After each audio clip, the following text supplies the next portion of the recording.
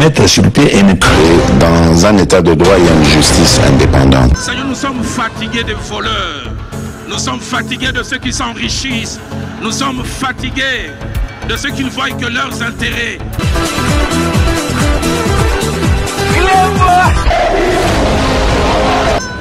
Je m'engage à user de tout ce qui est en mon pouvoir pour que les erreurs du passé ne se reproduisent plus et pour que les actions nécessaires à l'avancement de notre pays soient promptement prises.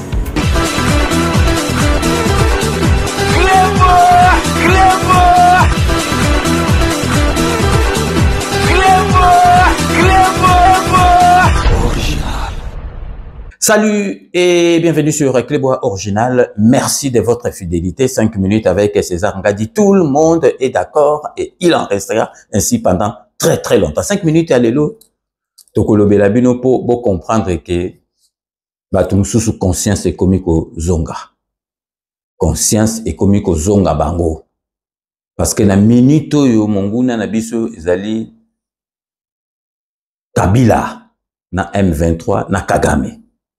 Liboso to bandai ko lo bango bato mususu bazolo ba marque moko boyo non azana ete moko pe abandaki ko wangana bomoni kaka depuis balongo lié ba immunité na parlementaire abimi na poisa ko loba Kabila banda alongwaki pouvoir abando occupé makamsusu a Congo te abandaki ko s'adresser même pas na peuple congolais jour ka balongo lié ba immunité na ye lobi nango aye ko lobela ba peuple congolais aye ko pesa bango ba promesse nini ye akopesa biso ba promesse ya nini akopesa biso parce que abando okipe kutu makambo na biso te akipa pete azape mutu na biso te lelo comme par hasard ba immunité na ye longwe parce que abando boule ko longwa te aye ko s'adresser na biso alobela biso ba makambo na kansika ba yuma mutu ba kondima makambo denga mais lelo na olakisa bino ke ba journaliste oza contre Fachi donc parce que so oza contre Fachi oza contre Mboka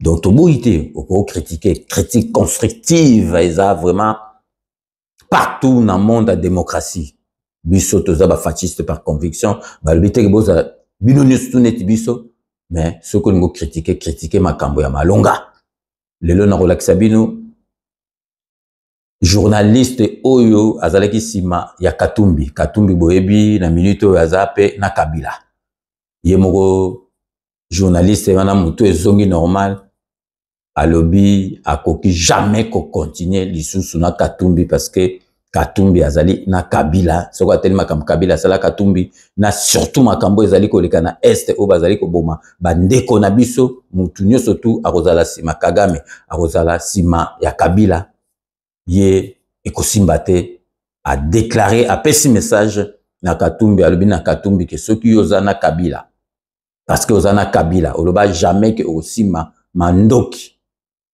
lelo komi na Kabila donc yanga na yo abu pia bino moko bolanda Peter Tiani ndeko azali susu na Moïse Katumbi te basombi e pa mama Denise kotoza moto akokoma nzambe te Peter Tiani. Il y a des moments dans la vie, il faut avoir des décisions, il y a malam. Très bien. Monsieur le Président Moïse Katumbi Tchapo, Peter Tiani, Oyo Lingaye, Oyo Sali Ebele, Oyo Sali Ebele. Yo Zalaki Challenger, il y a Félix Tshisekedi en 2023. Bisous aussi bas risque. On a eu Kanga na bureau. Très bien. Minduki Salemi. Yo perdre bateau. Basalaka bakatangete. Cherubon kende baboma o tire lo potala motema na biso esilate azaki katangete Mike Mkebe bakangaka azaka katangete yoko za chef tribal te yoko za la bloc katangete tikela mo Kabila origine ye banité so ngami big na ki so xylophone tikela ye yo za national yo za leader national leader ya Congo et puis yo za challenger ya Félix Tshisekedi na 2023 zaki yo comment le leader opposition comme Kabila comment même ma porte-parole à Moïse Katumbi pour me relayer message à Kabila. Non, ça la montée. Non, ça la montée. Moïse Katumbi a ebisanga Peter Tiani ka kosimba manduki te. Moïse Katumbi grand frère né propre Katebe Katoto à qui na RCD à Sini Manduki. Moïse Katumbi a refusé. Moïse Katumbi n'est pas un politicien. C'est un acteur social. C'est quelqu'un qui fait le développement des gens, qui change la vie des gens. Différence ces alliés. Les politiciens sont des aventuriers, des voleurs. Ça c'est fort. Pour le pouvoir, ils sont prêts à tout. Non. Même le sang des Congolais. Kabila a commis rebelle. Nanga a commis rebelle. Ceux qui ensemble, Azala Kabila, Nanga, c'est sans Peter Tiani. N'a le baron la TV pour la Congo. Banana ba tout nangani. Ngai Peter Tiani. Je communique pour Kabila, pour Nanga. Au bazo bomba batuna goma. Au bazana Kagame. Nga Peter la bundisa Kabila. Nga Peter la perte ba camarade ba ndeko batu. Nga Peter la sala boloko. Moïse Katumbi na boy. Dans le baron la TV. C'est là non. Mais si goyo, nga ne na zaboy na okufa mobola. Mais Congoté, na aussi ma makila congolais. Je ne le ferai pas, John. Ma conscience ne me permet pas de défendre Kabila et Nanga. Je ne le ferai pas. Yo mission la yo. Le on l'a vu sur la maboka ba Rwandais, ya Kagame, ne ya Kabila. Papa na yo, ata corps na ça a 2 ans. Kabila kanga corps ya Tshisekedi 2 ans libande ya na mboka yote. Kabila ko ba la biso mamba démocratie. Lui kulula atumbama Kabila ko ba la biso mamba démocratie. Ndenge asimi manduki. Ndenge ke la rébellion. Félix Tshisekedi mobali ya kufara ya hotelema. Yo za président de la République. Kabila zamu tako fiontola mbangate. Kabila zamu Joseph fiontola mbangate. Amato mulu nzoto emuna na tate. Chebe ya salani. Azalaka so ilofonte. Butu dia Congo. Ba force commune. Ba sango tongo bozo ke ne pas Kabila. Bon, bilo bato benga biso na nzela. Pardon. Franck Diongo a bundisi Kabila, a beti Kabila, bakangi ye, ba beti penaliwa. Bazo sambi c'est na civière. Ba mimi vient makala ngana bundi na serba documentaire. Bagarre du corps na ye. Oh ba sala bagarre du corps Franck Diongo, tout na bango. Ils ont regretté du fait que à se retrouver. Même ba mususu na bakanchachi ba bomba bango. Ils ont regretté. Na se venu la marche à Kabila. Franck Diongo liboso Peter Tieni pemeni lacrymogène en rouge mati ya chocolat mati non comme ça c'est beti kaka maintenant de 4 personnes balali na se régime Kabila ça c'est fort liboso c'est venu Franck Diongo leli a kititi na siège bazo tumba siège Franck Diongo na kati mais babosani Diongo comme muta Kabila mais mate fa lu pas limbisi de Kabila Franck Diongo yo pe limbisa ite te ba congolais ndefo ba limbisa tete yo Hollanda qui mate fa alobi a pardonné. A pardonné. La politicien moko na mso basaka bon. Ya vimba ki awa. Litutu. Mais alimbisi quand même. Problème ezate. Mais Katumbi na Félix Tshisekedi babundi se Kabila. Batu bakufite.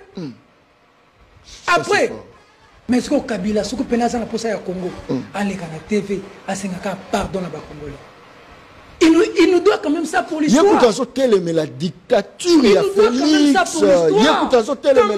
Quand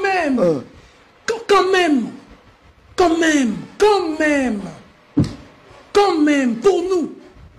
Même pour la famille de Rossimon Kendi.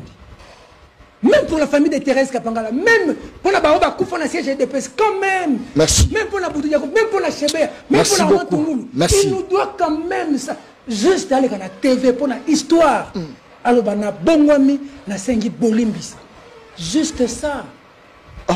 Juste ça. Bilomoko boito landa donc vraiment bisoto la saka preuve. Boebi ke batumsuso balobaka na bango ebele oyo ba kritikaka. Même à la limite à kofinga misu ba finga à présent na biso menasa motema bazalaka na bango d'accord na biso mais lelo c'est la goutte d'eau qui a fait déborder le vase. Bon, Monique a craqué. Mais en tout cas, raisonnement na ye, eza vraiment raisonnement malamu. Mais babando oye bate banda kalake bakatum bena baza ba fo batu. Bakoka jamais kozala na bango sima. En tout cas, to accepter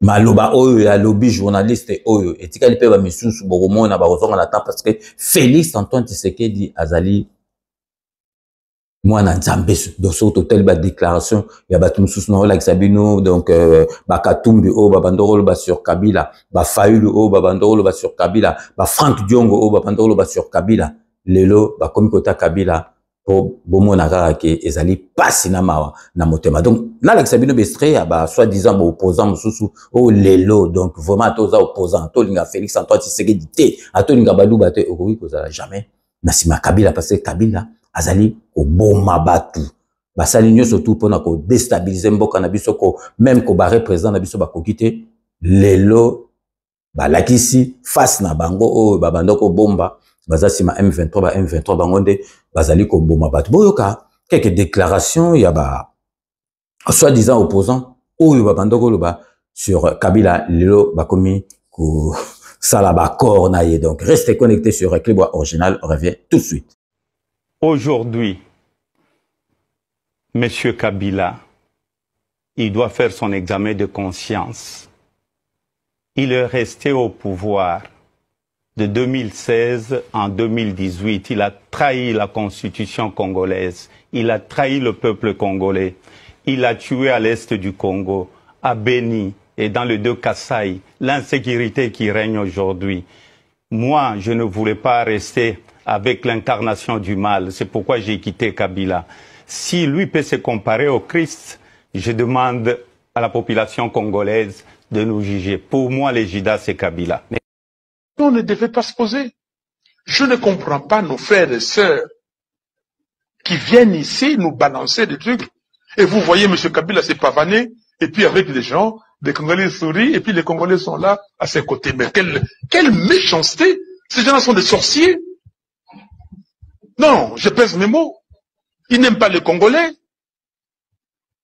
Comment des messieurs qui ont étudié, comment des messieurs qui ont un parcours, des dames qui viennent comme ça derrière M. Kabila pour saboter les Congos? Est-ce que vous trouvez ça normal? So ataille au fundi biso. Olobike, Bosangani na Kabila. On assume. Voilà. Nous avons la déclaration. Yarmoyo. Ça, c'est la déclaration de Martin Faye. L'idée. Yewana Likolo. Kaka bongo solo ezaka tena tuna bilo motuna na Genève po bato ba yeba li surtout aller na Genève na Fayulu na Félix na bandaki mosinzo moto liboso na bandaki kokosa moninga moto liboso Fayulu te bayoka na Félix nga na kopona yo kopona ngai bakomi ko na Félix aponi ye akoko kopona matungulu secret ne so bimisi lelo Monsieur Kabila. Si un problème vous arrive dans ce pays, vous porterez seul la responsabilité parce que vous êtes foncièrement mauvais. Ce pays vous a tout donné, monsieur. Vous prenez le pouvoir à 29 ans. Vous êtes arrivé en botte à caoutchouc avec des matelas sur la tête. Qu'est-ce que vous voulez encore? Vous avez 48, 49 ans aujourd'hui, milliardaire. Pourquoi Batoumami n'a raté 29 ans président de la République. Vous sortez comme président de la République à 47 ans. Vous avez toute la vie devant vous. Faites votre vie. Laissez la politique. J'ai dit ici, ne suivez pas Néhémie Moulania. Ne suivez pas Mova Sakani, M. Kabila. C'est turiféraire. Ces flagorneurs, ces flatteurs vont vous amener vers l'enfer. Ozolanda Kikaya. C'est pour leurs propres intérêts qui sont autour de vous, M. Kabila. On dit Magité. Je lui ai dit, votre pot de sénateur à vie. Pour moi, un sénateur à vie, c'est pas quelqu'un qui descend dans l'arène pour donner des coups. Un sénateur à vie prend de la hauteur. Il devient un sage. Il regarde la politique un peu de loin. Gardez vos biens. Occupez-vous de vos enfants. Ils n'ont pas eu le temps de profiter de leur papa. Vous avez pris le pouvoir jeune à 29 ans. Non, il veut rester dans l'arène politique. Il veut être à la fois sénateur à vie, président à vie, autorité morale à vie. Bino moko boito landa pour vous comprendre que vraiment opposant na biso soit disant opposant za mawa mingi. Donc bango baza pona ba intérêt personnel na bango. Botala ta Kabila ye moko makambo surtout oya sala awa na Congo tanga zalaki na mwasi na ye. Donc biloko ya l'état bakangi basali biloko na bango ba port ya l'état bakangi. Zo ya l'état bakangi. Biloko belé bakangi basali nde biloko pona intérêt na bango. Bango sala pona intérêt à peuple te siko Fachi Beton président soyez azozwa biloko oyo bango bakangaki abongisi azongisi le peuple. Donc vraiment na lingaki Naïf Sabino que la meilleure est à venir. Bovanda, Bourmona, Moko na Moko. Azozong en attend. Donc, Tchani Oyo, to sepeli naïe journaliste Oyo, Moutou naïe Sali. C'est bon. Heureusement que Yemoko Atali qui a continué na Katumbi parce que Katumbi Azali na Kabila. Baum tu bazali ko Bouma.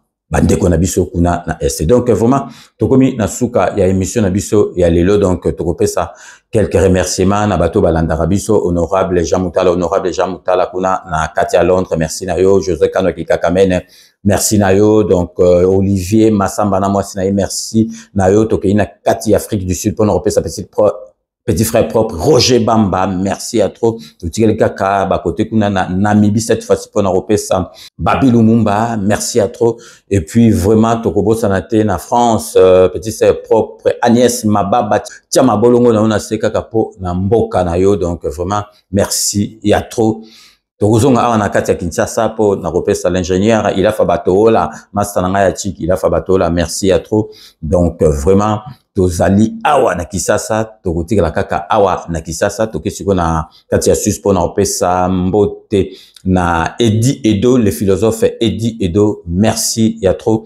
Et puis toko bosanate na kati ya France, Stéphane Jocol, mon cousin préféré, Stéphane Jocol, le président Bob Massala à Paris, merci à trop. Donc toko ça toujours dengo yebi na Jean-Paul Djamba de Kotolo Nabiso, Jean-Paul Djamba Nakata France. Donc, nous sommes arrivés à la fin de ces 5 minutes avec ces engagés que j'ai eu l'immense plaisir de vous présenter. Nous allons nous retrouver avec grand plaisir dans 24 heures pour un nouveau numéro. D'ici là, portez-vous bien et à très bientôt. N'oubliez pas, tout le monde est d'accord et il en restera ainsi pendant très très longtemps. Bobo Sanate Kanambe Arozwa Masolo Nambunchu Penadikos.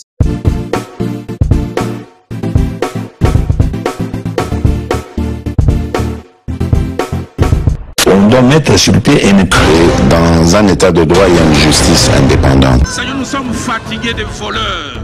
Nous sommes fatigués de ceux qui s'enrichissent. Nous sommes fatigués de ceux qui ne voient que leurs intérêts.